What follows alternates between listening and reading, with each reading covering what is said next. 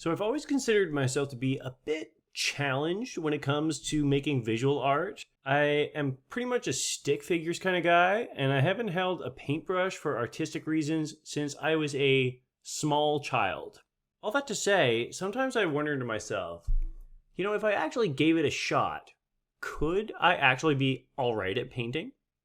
And then I think to myself, well, in order to test this hypothesis, I would need to go out, buy an easel, buy a palette and some paints and some canvas. I'd have to mess up my whole apartment, and then I'd have to find some painting tutorial and set it all up, get it going, only to possibly realize that A, I don't even like this, and B, I can't even do it. The point of this is to express that there's too much of a barrier to entry for me to ever really go out and test to see if I would actually be any good at painting. But then I heard about Vermillion. So Vermillion is a fine art painting simulator that is for virtual reality. You can get it on PC right now. I think a Quest version is on its way. It might even be out by the time you're watching this, so go and check it out and see. And it has a whole bunch of really cool features. So you can, for instance, put up a painting tutorial in a web browser on the side and follow along. You can overlay images onto the canvas and paint over them. There's a whole bunch of different brushes with different settings on them. The painting seems pretty realistic, and the paint mixing in particular looked pretty impressive. So I thought I would give it a try.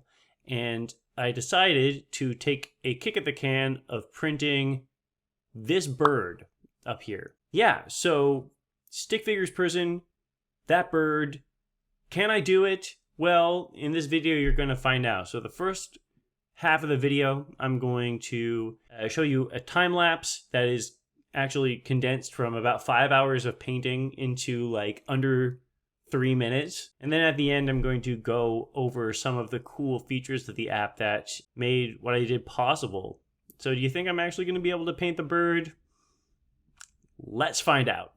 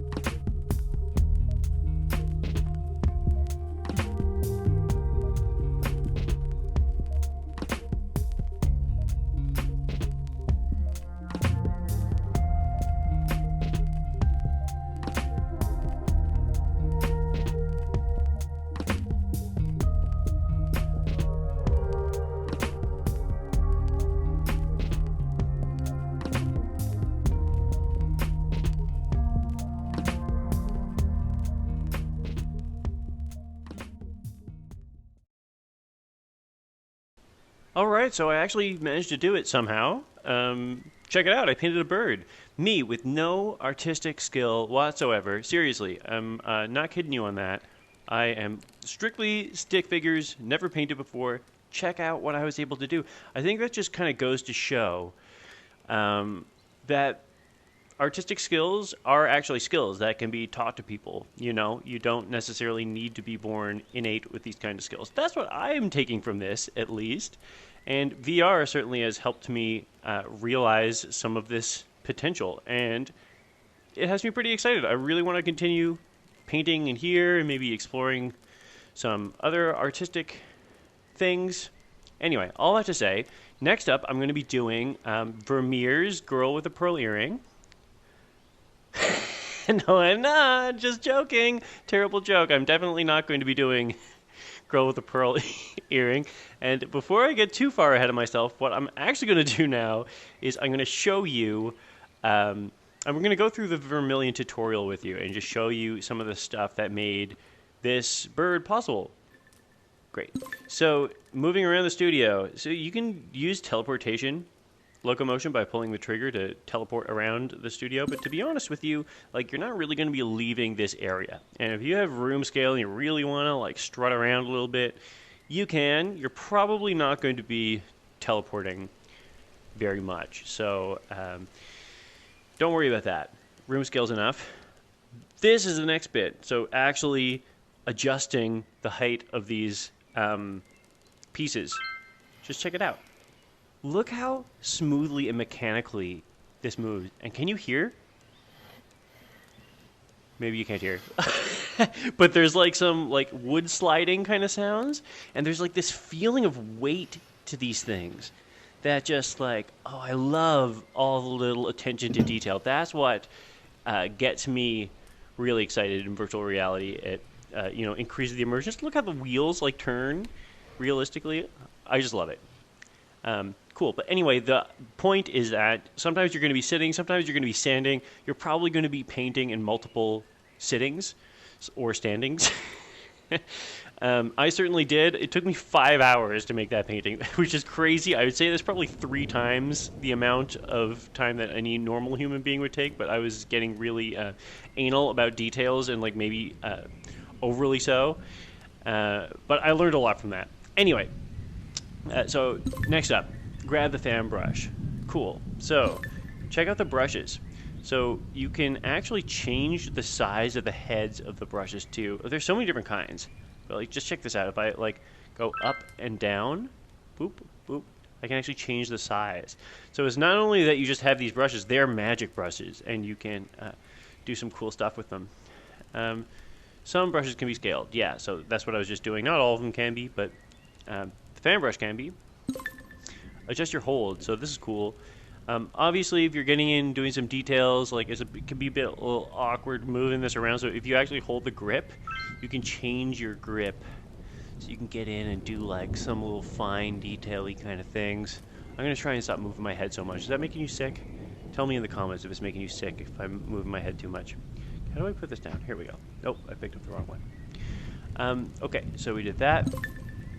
Pick up the palette. So here's the palette. I think that so this is a standard palette that they have for you with some like primary colors, for lack of a better word. I don't know if they're all primary, but they're all pretty basic kind of colors. You can make your own actually palette of different colors and save them, but they give you some to start with, and you can of course mix all these paints.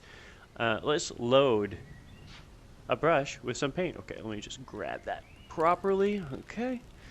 So, yeah, you see how there's little icons like this? So if I just do it lightly, I get a little bit of paint on it. Well, I should swirl it around a little bit. Just a little bit of paint. But if I push hard, well, you see that icon changes? Because you don't get haptic feedback or like that feeling like you would in real life of actually getting pressure onto a palette. And instead, you're going to use that little icon to see just how hard you're pressing. But you can kind of get a feel for it anyway. And the more that you actually glom onto here, and the harder you put the paint on, the thicker it's going to be when you put it on the canvas, just like in real life, which is pretty cool. So I did that. Next, clean your brush. So you can clean your brush with this little rag here. Boop. That works. But you can also clean your brush just by pressing a button. Boop. So that's really convenient. It's a lot more convenient than in real life, I would say. Instant brush cleaning. Yeah, okay, so I did that. Oh yeah, I muddled up the perfect color. So you can actually undo. So this is the reason it took me 5 hours to make this painting, because the undo button is a temptress, okay? At least for me. Like, you should learn to commit, I think, because in real life you will have to commit to the brush strokes that you make. But here, if I want to mess something up and then clean my brush and then I want to go backwards, I can press buttons to go back, and do like an undo or redo. You can press Y as well to completely fix the palette, and it'll reset it. Okay, and it's telling us to do that exactly. Okay, and so then mixing some colors, and I think it suggests using the palette knife for this. So the palette knife is this thing. Oh, and just listen when you pick it up. Swing. I love that swing. It's like, it's all those little details that I love so much. Okay, so I'm gonna get a little bit on the palette knife, and like you saw this in the video, but it actually works. Like my time lapse, sorry, but it actually works so well doing these little gradients to mix the paint. Just like, look how cool and realistic it looks. And you go back and forth, and then you can like really quickly clean in between and go back and forth and like slowly make a gradient, and then you can get some red in accidentally and make some purple. That was totally, not accidentally, it was totally on purpose. Cool. So mixing colors, really easy. They mix on the canvas itself too, by the way, BTW. Okay, let's get painting. All right, first canvas. I'm just gonna put this stuff down. Well, first I'm gonna clean it, clean slate, drop some of these. So we can choose the size of the canvas, which is great, and you can choose it, like you can make it like weird shapes and stuff at this point as well, but you can also use this feature to scale, which is pretty legit. So I'll show you what I mean. So I'm just gonna choose this size. Great. But like at this point, like at any point when you're painting, it will scale up and down. So like if I do want to like do some and then I want to like do some like really zoomed in like fine details, I can make it super big, and then I can take like some fine details here, and I can like make like, okay, let me just get some stuff on here, and I can be like Dave. Okay, that was bad. Sorry. Now I'm too much of a perfectionist. I have to actually do it right. No, I'm not going to do it, okay? I messed it up. Dave, that's my name. It's Dave. So I'm going to put that down. But as you can see, it's really convenient. My point there was that it's really convenient for getting in and doing fine details, because in real life, I mean, you could always like get in real close, but it doesn't really work in virtual reality. The optics inside the headset with the lenses and stuff don't really allow for that super well. So a compromise, and actually it's not even just a compromise, it's like something that you couldn't do in real life that you can do in VR, is you can scale up, do all these fine details, and then shrink her back down, and then it's going to look like you had some really fine skills to do it at a really fine level like that. Anyway, okay, so I've had some fun. Great. And now mixing on the canvas, yeah, you can see, of course, that paints actually do mix on the canvas. So if I like take some of this, I put it here, you see the color mixes, and then like I clean my brush, and then I can do, yeah, look how cool that looks. Really cool. So I put that down, put this down. What's next? Mixing on the canvas. Impasto effect. I don't know what impasto is, but I can tell you that if you do put if you get a lot of paint on here, you can glom it on without mixing, pretty much. You know what I mean? Like, glom it on top without mixing too much.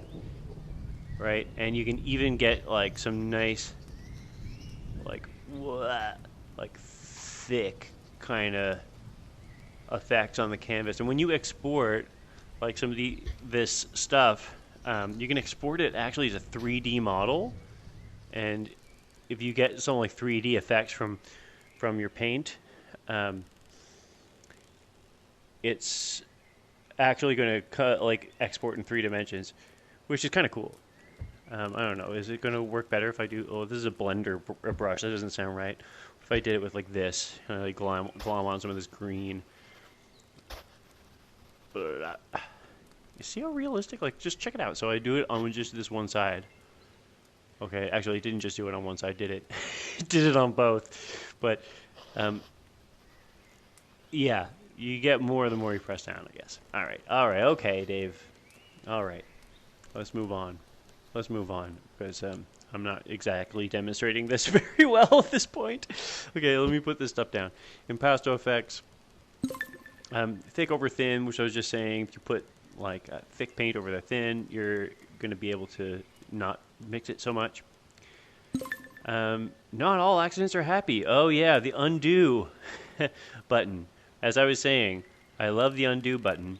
You can go back and forth with your... Oh, sorry, this is the wrong one. Back and forth. See it? Look, I'm changing my bristles as well. So you've got smooth or 1-inch oval, or bristle 1-inch oval. So they actually change the kind of brush as well, which is cool. But anyway, it's the backwards and forwards on the other controller. You see how you can go undo and or redo, which is really great, but it's a blessing and a curse if you're a perfectionist and you're new to painting. So you got to learn to commit. At least Dave does. All right. Paint thinner. You got paint thinner down here too, so you can get some like more like thin, like washy kind of colors. I don't know if you would call them watercolors. I'm not enough of an expert to tell you what a watercolor really is, but like the more you swish it around in here, the more like, yeah, it's kind of like watercolor, isn't it? Looks like watercolor to me. Yeah. Rad. Okay, so yeah, you got a bucket of paint thinner here, which is pretty nice. And next up is the hand stabilizer. So I actually put it on by accident, but I'm going to disable it and re-enable the hand stabilizer. So, you know, if you're doing fine details, you don't want the shaky hand of like VR hand with your Oculus controller or whatever controller you're using, your Valve controller, whatever it is.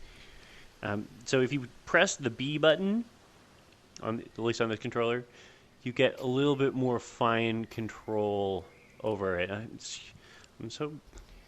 Why am I trying to do D for Dave? And then, like, I'm not making it properly here at all. I'm going to stop writing Dave, okay? Because I'm getting distracted. Okay. Putting everything down. Get everything out of here. Get it out of here. Okay. All right. Okay, now I'm holding this. Okay, so feeling time to explore. Okay, we know the basics. Time to explore. Well, here's the next big thing. I really do want to put this down, though. Okay, there. You have this browser window here. So that's the cool thing, right? Because we can... let's get rid of all of this. There's a lot of cool stuff that you can do with this. So they have, like, the... they have some videos that they suggest, but you can take any video on the internet and use it to paint along. And if I want, I can just use, like, because I found this image of girl with a pearl earring, so I should be able to, like, overlay it here. So, overlay. Yeah, just check it out.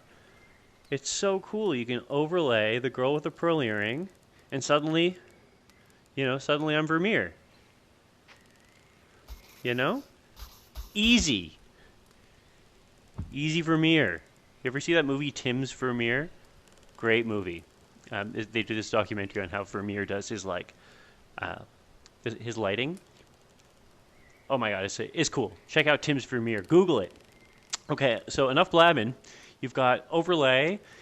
You can search through stuff. You know, you can search for images online. You can search for YouTube videos. You can do layers like you can do in many digital art apps, which is great. So you can have like one layer in the back and then a separate layer that you layer on top of it, all the way up to 4 layers, which is pretty cool. And then of course you can export if you want to put it into some other program, or if you just want to have a really high quality image, you can do an 8K image, which is really cool, like super in depth. And you can even do it as a 3D model, as I mentioned before, if you want to like actually keep all of the like textural detail on the painting. You can do that. Is really awesome. And there are a couple of different modes, like there's a studio photo versus gallery versus neutral. All really cool stuff. There's a spectator mode in here. I don't really know how that works. I probably should have figured that out for my video, because I think that probably would have been a cool thing. I've seen some screenshots of people that have little characters and stuff in here, so that would have been cool, but I didn't do it, and so you're stuck with this video that you're watching right now. And you know, that's it. There's a whole bunch of other little settings and stuff in here, but you move this thing around much like any of the other pieces of furniture. And like if you're just like painting from your mind and you want to throw on some like lo-fi hip hop beats, or like some Netflix or something, presumably Netflix will work as well. You can do that. Just throw it up there, you know, and do your painting. And so that's it. Okay, so that was Vermilion. Thank you for listening to me blab for however long I've been blabbing at this point. Thanks for hanging out with me. Seriously, it's great. I'm having a lot of fun. I hope you had some fun as well. If you plan on coming back and hanging out with me again, why don't you hit the subscribe button down below? You know, it's not every day I upload a new video, so if you subscribe, maybe the next time it'll push it to you. And if you liked it, why don't you give me a little like, or like throw down a little comment in there. I'd love to hear from you. Thanks. Take care. Goodbye. I love you all.